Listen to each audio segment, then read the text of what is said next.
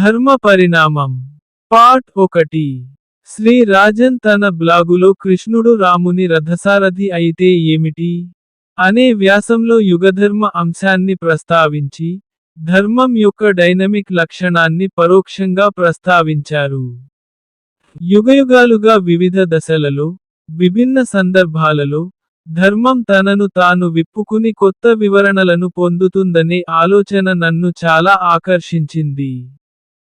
ధర్మం అనేది ఒక స్తబ్ద భావన కాదు, అది ఒక సజీవ అనుభవం. అది నిరంతరం తనను తాను అభివృద్ధి చేసుకుంటూ, కాలపు సవాళ్లు, డిమాండ్లు మరియు అవసరాలతో నిరంతరం సంకర్షణ చెందుతూ ఉంటుంది.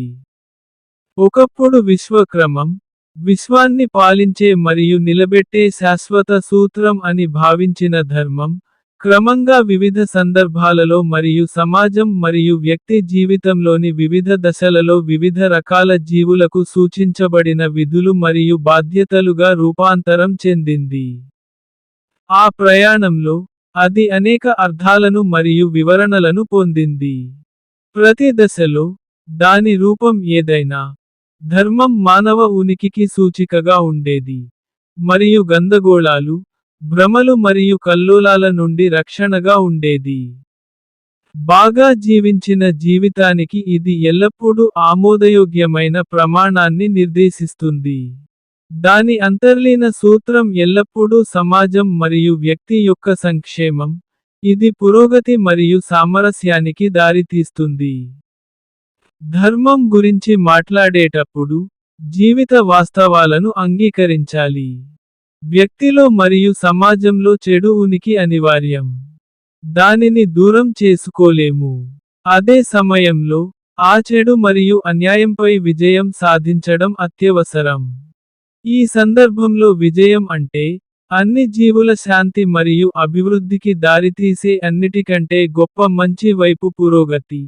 వ్యక్తి తనతో, సమాజంతో మరియు విశ్వంతో సామరస్యం, జీవితంలో సరైన విలువలను స్థాపించడం, మరియు మానవులు తమ అంతిమ లక్ష్యాన్ని సాధించడంలో సహాయపడటం. ఆ కొనసాగుతున్న సంఘర్షణలో ప్రతిసారీ ధర్మం తప్పనిసరిగా యుద్ధంలో గెలవదు. అయినప్పటికీ, జీవితంలో సమతుల్యత, న్యాయమైన వ్యవహారం మరియు సామరస్యాన్ని పునరుద్ధరించడానికి మరియు నిర్వహించడానికి ధర్మం అవిశ్రాంతంగా ప్రయత్నిస్తుంది. చెడు ఎల్లప్పుడూ ఉంటుంది మరియు ఎప్పటికీ పూర్తిగా నిర్మూలించబడదు. కానీ ఇప్పుడు మరియు భవిష్యత్తులో చెడుపై ధర్మం తనను తాను నిలబెట్టుకోవడం చాలా అవసరం. ధర్మం యొక్క కొన్ని నిర్వచనాలను మరియు యుగాలలో దాని పరిణామాన్ని క్లుప్తంగా పరిశీలిద్దాం. ధర్మం అనేది గొప్ప అర్థవంతమైన పదం. ఇది నిర్వచించడం సులభం కానీ వివరించడం అసాధ్యం కాని సార్వత్రిక సూత్రాన్ని సూచిస్తుంది. ఈ ప్రపంచంలో మన ఉనికి, శ్రేయస్సు మరియు న్యాయమైన వ్యవహారాలకు ధర్మమే అంతిమంగా ఆధారం. జీవితంలోని అన్ని ఇతర సూత్రాలు మరియు విలువలు ధర్మం యొక్క ఊట నుండి ప్రవహిస్తాయి. ధర్మాన్ని ఇలా వివిధ రకాలుగా వివరించవచ్చు. విశ్వాన్ని నియంత్రించే సూత్రం లేదా చట్టం. ఆ సూత్రానికి అనుగుణంగా వ్యక్తిగత ప్రవర్తన, స్థిరపడినది లేదా దృఢమైనది లేదా స్థిరమైనది, కలిసి ఉండేది. ఒక వస్తువు యొక్క ముఖ్యమైన విధి లేదా స్వభావం, వ్యక్తి మరియు సామాజిక ప్రవర్తనను నియంత్రించే నియమాలు, బోధనల సమూహం, ఒక వర్గం లేదా మతం, జీవన విధానం, నీతి, న్యాయం, విధి మొదలైనవి. ప్రతి జీవన విధానం, ప్రతి ప్రజల సమూహం దాని స్వంత ధర్మాన్ని కలిగి ఉంటాయి. అది దాని ఉనికి యొక్క సూత్రం లేదా చట్టం. ధర్మాన్ని పాటించడంలో వైఫల్యం వ్యక్తిని మరియు సమాజాన్ని ప్రమాదంలో పడేస్తుంది. మరొక చైతన్య స్థాయిలో, ధర్మం అనేది సత్యం, ఆత్మ మరియు భగవంతునికి పర్యాయపదం. ఏదైనా సరే, ధర్మం యొక్క సారాంశం దానిని జీవించడం మరియు అనుభవించడంలోనే ఉంటుంది. ధర్మం అనే పదం ఆ వివరణలలో దేనినైనా, అంతకంటే ఎక్కువ లేదా అన్నింటినీ సూచించవచ్చు. అది దాని సందర్భాన్ని బట్టి ఉంటుంది. ఎందుకంటే ఈ పదం యుగాల నుండి వివిధ సందర్భాలలో వివిధ మార్గాల్లో ఉపయోగించబడింది. మరియు ఈ పదం యొక్క అర్థం మరియు పరిధి ఆ కాలంలో భారీ మార్పులకు గురైంది. కాబట్టి దాని పరిణామాన్ని పరిశీలించడం విలువైనది. ఋగ్వేదంలో ధర్మం. ఋగ్వేదం ధర్మానికి బహుముఖ విధానాన్ని అవలంబిస్తుంది. ఒక స్థాయిలో, ధర్మం అనేది విశ్వాన్ని పరిపాలించే మరియు మానవ ఉనికిని నిలబెట్టే ఉన్నతమైన విశ్వక్రమం. మరొక స్థాయిలో, ఇది వ్యక్తిని విశ్వంతో సామరస్యం వైపు నడిపిస్తుంది. ఋగ్వేదం ధర్మాన్ని క్రమబద్ధంగా వివరించడంలో పాల్గొనదు. ఋగ్వేదం తరచుగా సూచించే ఋత మరియు సత్య భావనలలో ధర్మ విత్తనాలు ఉన్నాయి. ఋత అనేది అన్ని రకాల జీవులు మరియు పర్యావరణ వ్యవస్థల యొక్క సహజ లేదా సార్వత్రిక క్రమం మరియు సమగ్రత. ఇది మన పర్యావరణంతో మన ఏకత్వాన్ని మరియు భూమిపై ఉన్న అన్ని జీవులతో మన ఐక్యతను గుర్తిస్తుంది. ఇది ఉల్లంఘించలేని విశ్వ క్రమం మరియు సత్యం. వాటిని దేవుడు విధించలేదు లేదా సృష్టించలేదు. కానీ, ఒక కోణంలో, వారు దేవుడు. అర్థ అనేది సత్య స్పృహ అనే అర్థంలో కూడా ఉపయోగించబడుతుంది. మరియు పదాలు మరియు చర్యల ద్వారా వ్యక్తీకరించబడినప్పుడు అది సత్యం. ఒక వ్యక్తికి సంబంధించి అర్థ అనేది సత్యం, ధర్మం ఆధారంగా అతని సరైన ప్రవర్తనను సూచిస్తుంది. అందువలన, అర్థ, సత్య మరియు ధర్మం అనే మూడు పదాలు దాదాపు కలిసి ఉంటాయి. కాబట్టి ధర్మం అంటే కేవలం సామరస్యం మాత్రమే కాదు. అది స్వచ్ఛమైన వాస్తవికత. అది సత్యంపై ఆధారపడిన చట్టం లేదా సరైన ప్రవర్తన కూడా, అది కూడా ధర్మమే. ఋగ్వేదంలో ధర్మం అనే పదం దాదాపు 56 సార్లు కనిపిస్తుంది. ఉదా. 5.63.7, 5.72.2, 9.7.1, 9.25.2, 10.88.1, 10.170.2. దాదాపు అన్ని సందర్భాలలో, దీనిని విధి లేదా చర్య అనే అర్థంలో ఉపయోగిస్తారు. ఇది ప్రపంచానికి మద్దతు లేదా పోషణకు దోహదపడుతుంది. అథర్వణ వేదం కూడా ధర్మాన్ని ప్రతీకాత్మకంగా వివరిస్తుంది. పృథివీం ధర్మనా ధృతం, అంటే, ఈ ప్రపంచం ధర్మం ద్వారానే నిలబెట్టబడింది. విశ్వస్వం మాతరం ఓషాధీనం ధ్రువం భూమి పృథివీం ధర్మాణ ధృతం. ఉపనిషత్తులలో ధర్మం. ఉపనిషత్తులు ధర్మం పట్ల ద్విముఖ విధానాన్ని కొనసాగిస్తాయి. ఉపనిషత్తులు ఒక స్థాయిలో ధర్మాన్ని చట్టం, క్రమం, సామరస్యం మరియు అత్యున్నత సత్యమైన బ్రహ్మం యొక్క సార్వత్రిక సూత్రంగా చూస్తాయి. ఇది ఉనికి యొక్క నియమం, అది లేకుండా ఒకరు ఉండలేరు. అనూర్ష ధర్మ. ధర్మం ఆత్మను సూచిస్తుంది. ఇది సత్. ఋగ్వేదం, ఏకం సత్, సత్యం ఒకటే, లో ప్రకటించే సత్యం. ఇది సచ్చిదానంద, సత్యం, స్పృహ, ఆనందం, లోని సత్ కూడా, ఆ బ్రహ్మం యొక్క గొప్ప ప్రతిరూపం. బృహదారణ్యక ఉపనిషత్తు సత్యం మరియు ధర్మం యొక్క గుర్తింపు గురించి మాట్లాడుతుంది. వై స ధర్మః సత్యం వై తత్, తస్మాత్ సత్యం వదంతం ఆహుర్ ధర్మం వదతీతి, ధర్మం వా వదంతం సత్యం వదతీతి. నిశ్చయంగా, ధర్మమే సత్యం. అందువల్ల, వారు నిజం మాట్లాడే వ్యక్తి గురించి, అతను ధర్మం మాట్లాడుతాడు అని అంటారు. లేదా ధర్మం మాట్లాడే వ్యక్తి గురించి, అతను నిజం మాట్లాడుతాడు. నిజంగా, ఈ రెండూ ఒకటే. ఉపనిషత్తులు ధర్మాన్ని విధి లేదా ప్రవర్తన అనే అర్థంలో కూడా మాట్లాడుతాయి. ఇది సమాజం మరియు దాని సభ్యుల జీవనోపాధికి దోహదపడుతుంది. మహానారాయణ ఉపనిషత్తు, ఏప్రిల్ 1, 14, దీనిని ధర్మో విశ్వస్య జగతః ప్రతిష్ఠ అని పిలుస్తుంది, ఇది ప్రపంచాన్ని నిలబెట్టేది. ఛాందోగ్య ఉపనిషత్తు, 2.23.1, త్రయో ధర్మస్కంద గురించి మాట్లాడుతుంది. జీవితంలోని 3 దశలలో ధర్మం యొక్క శాఖలుగా లేదా శాఖలుగా విధులు ఉంటాయి. ఇది విద్యార్థి, గృహస్థుడు మరియు సన్యాసి యొక్క బాధ్యతలు మరియు అధికారాలను సూచిస్తుంది. త్రయో ధర్మస్కంధ, యజ్ఞౌ, ధ్యయనం దానం ఇతి ప్రథమ, తప ఏవ ద్వితీయ. బ్రహ్మచార్యచార్యకులవాసి తృతీయో, త్యంతం ఆత్మానం ఆచార్యకులే, వాసదయన్, సర్వ ఏతే పుణ్యలోకా భవంతి, బ్రహ్మసంస్థో, మృతత్వం ఇతి. తైత్తేరీయ ఉపనిషత్తులోని ఆచార్యోపదేశం 1.1.1 ధర్మం చర, మీకు నిర్దేశించిన విధులను నిర్వర్తించండి. వేదమనుచ్యాచార్యోంతేవాసినమనుశాస్తి, సత్యం వద, ధర్మం కార, స్వాధ్యాయన్మా ప్రమద, ఆచార్య ప్రియం ధనమాహృత్య ప్రజాతంతున్, సత్యాన్న వ్యవచ్ఛేద్ ధర్మాన్న ప్రమాదితవ్యం, కుశలన్న ప్రమాదితవ్యం, భూత్యైన ప్రమాదితవ్యం, స్వాధ్యాయ ప్రవాచనాభ్యం న ప్రమాదితవ్యం.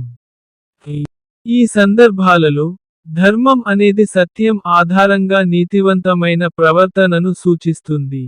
జీవితంలో ఒకరి దశ మరియు, లేదా పిలుపు సందర్భంలో చట్టం ప్రకారం సూచించబడిన సరైన ప్రవర్తనకు అనుగుణంగా ఉంటుంది. ఇది సమాజం మరియు వ్యక్తి యొక్క ఉత్తమ ప్రయోజనాల కోసం. ఇది ఒక వ్యక్తిగా మరియు సమాజంలో సభ్యుడిగా ఒకరి ఉనికిని రూపొందిస్తుంది మరియు నిలబెట్టుకుంటుంది. తరువాతి గ్రంథాలలో ధర్మం అనే పదం నుండి వచ్చిన అన్ని ఇతర అర్థాలు, వివరణలు మరియు ఉత్పన్నాలు ఈ కేంద్ర ఆలోచన యొక్క పరిణామాలు. పురుషార్థంగా ధర్మం. ఋగ్వేదం మరొక భావన గురించి మాట్లాడుతుంది. ఋగ్వేదం అనేది మనిషి తన కుటుంబం, సమాజం, పర్యావరణం మరియు మానవుడిగా తన పట్ల బాధ్యతను నొక్కి చెబుతుంది.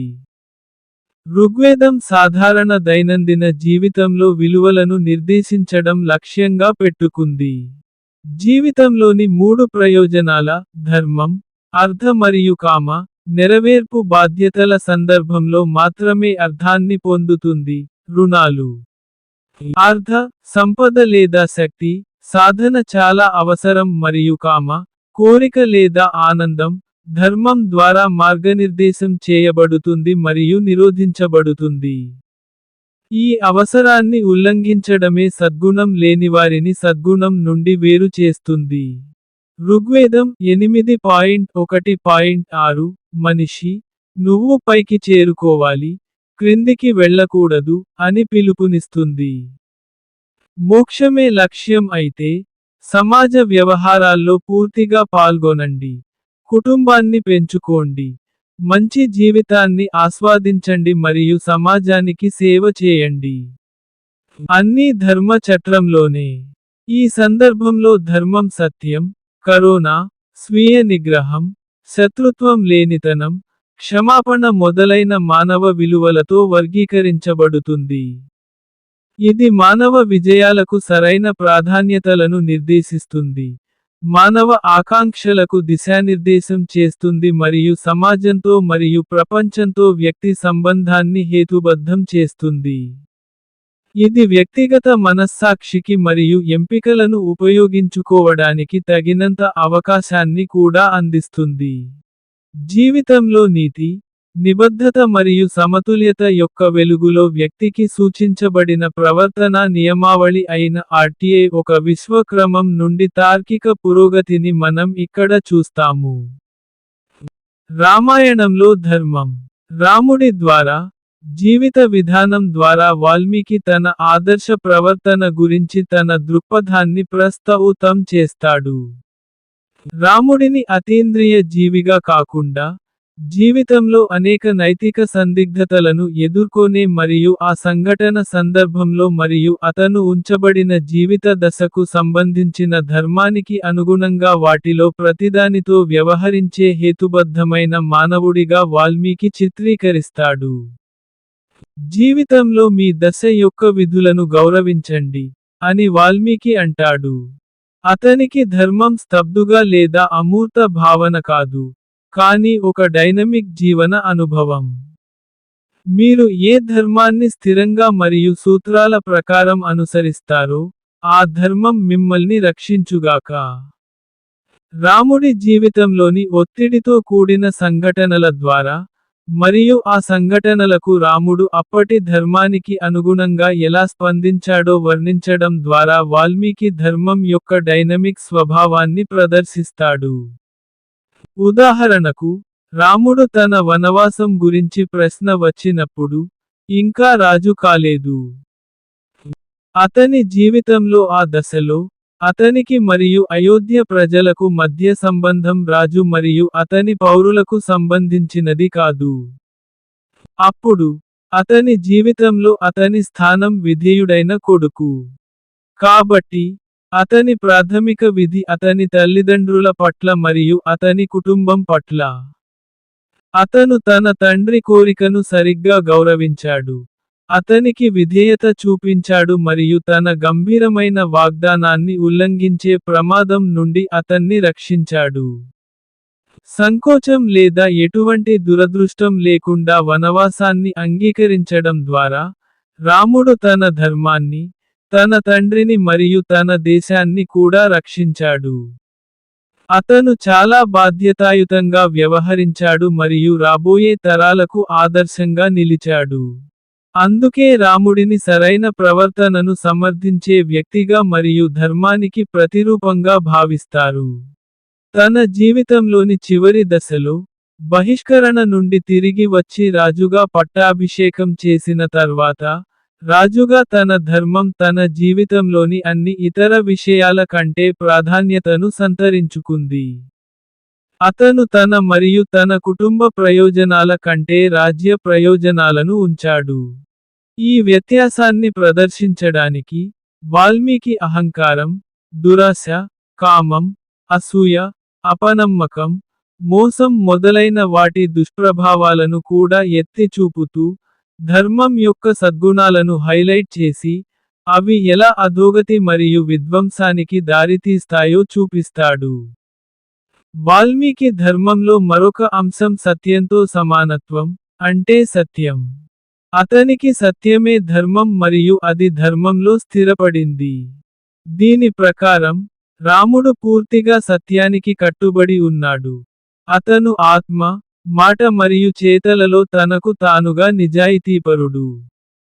అతను సత్య మార్గాన్ని అనుసరించడమే కాకుండా ఇతరులు సత్యవంతులుగా ఉండటానికి మరియు వారి ధర్మాన్ని అనుసరించడానికి కూడా సహాయం చేస్తాడు. రామాయణం తండ్రి, కొడుకు, సోదరుడు, రాజు, భార్య, స్నేహితుడు మరియు అనుచరుడి ధర్మాన్ని ఉదాహరణలతో వివరిస్తుంది. ఈ సందర్భంలో వాల్మీకి ముగ్గురు విభిన్న సోదరుల సమూహాలను ప్రస్తావుతం చేస్తాడు. రాముడు మరియు అతని సోదరులు సోదర ప్రేమ, అనురాగం మరియు గౌరవాన్ని ఆదర్శంగా తీసుకుంటారు. దీనికి విరుద్ధంగా, వాలి మరియు సుగ్రీవుల సంబంధం సోదరుల మధ్య కమ్యూనికేషన్ విచ్ఛిన్నమైన సందర్భం. సోదర ప్రేమ ఏదైతే ఉందో అది అప్పటి నుండి కనుమరుగైంది. ఒకరినొకరు చంపడానికి లేదా స్త్రీని మరియు రాజ్యాన్ని ఆక్రమించుకోవడానికి ఇద్దరూ వెనుకాడరు. రావణుడి సోదరుల మధ్య సంబంధం వేరే రకం. తన అన్నయ్య రావణుడు ధర్మాన్ని స్పష్టంగా అతిక్రమించాడని కుంభకర్ణుడికి తెలుసు మరియు అతను రావణుడిని తప్పుడు మార్గంలో వెళ్లకుండా నిరోధించడానికి ప్రయత్నిస్తాడు. తన ప్రయత్నాలలో విఫలమైన తర్వాత, కుంభకర్ణుడు రావణుడితో కలిసి వెళ్లాలని నిర్ణయించుకుంటాడు. సోదర ప్రేమ, విధేయత మరియు తన అన్నయ్య పట్ల గౌరవం కారణంగా. మరోవైపు, విభీషణుడు తన మనసులో స్పష్టంగా ఉన్నాడు. కుటుంబం మరియు సోదరుడి పట్ల విధేయత కంటే నీతిమంతులకు మద్దతు ఇవ్వడం ప్రాధాన్యతనిస్తుంది. విభీషణుడు బహుశా విజిల్ బ్లోవర్ యొక్క తొలి ఉదాహరణ. ఈ సందర్భాలలో ధర్మం సరైన ప్రాధాన్యతలను ఎంచుకోవడం అనే ప్రశ్న. ఇది మూడు రకాల సమాజాల చిత్రం, ప్రతి దాని స్వంత విలువలు, ఆచారాలు మరియు నిర్మాణంతో. ఒకటి మానవ రాజ్యం, మరొకటి వానరుల రాజ్యం, మూడవది రాక్షసులది. అవి సత్వ, రజస్ మరియు తమస్ గుణాల చిత్రాలు కూడా. ఈ మూడు సందర్భాలలోనూ, అన్నయ్యకు సింహాసనం నిరాకరించబడుతుంది. ఒక్కొక్కరికి ఒక్కో కారణం ఉంటుంది. చివరికి సాత్వికులు సింహాసనాన్ని అధిష్ఠిస్తారు. కానీ మళ్ళీ మూడు వేర్వేరు మార్గాల్లో. ఇది వాస్తవంగా ధర్మాన్ని ఆచరణలో ప్రదర్శిస్తుంది. ప్రధాన పాత్రలు రాముడు, సీత, లక్ష్మణుడు, దశరథుడు, కుంభకర్ణుడు, విభీషణుడు మొదలైనవారు. ప్రతి ఒక్కరూ తన తీర్పును అమలు చేస్తారు మరియు అప్పటి సమాజం సందర్భంలో, అతని ఆమె ధర్మం సందర్భంలో అతను ఆమె సరైనది లేదా ధర్మబద్ధమైనదిగా భావించే దానికి అనుగుణంగా ప్రవర్తిస్తారు. రామాయణం ధర్మం యొక్క సందర్భోచిత సున్నితమైన డైనమిక్ వివరణను ప్రారంభిస్తుంది. ఇది ఎల్లప్పుడూ తనను తాను అభివృద్ధి చేసుకుంటుంది. దీని అర్థం ధర్మం యొక్క విస్తృత సూత్రాలు నిర్దిష్ట పరిస్థితులలో ఉపయోగం కోసం అనువర్తనాలుగా అనువదించబడతాయి. సైన్స్ మరియు టెక్నాలజీ మధ్య సంబంధంలో వలె. ఈ సందర్భోచిత సున్నితమైన ఇతివృత్తం, వినూత్న చికిత్స మరియు ధర్మం యొక్క డైనమిక్ వివరణ మహాభారతంలో ఎక్కువ ప్రాముఖ్యతను సంతరించుకుంటాయి. My BCs channel. మా ఛానల్ని లైక్ చేయండి మరియు సబ్స్క్రైబ్ చేయండి. పక్కనే ఉన్న బెల్ బటన్ పై క్లిక్ చేయండి. ఈ వీడియో మీకు నచ్చితే షేర్ చేయండి. https://youtube.com/mybcs333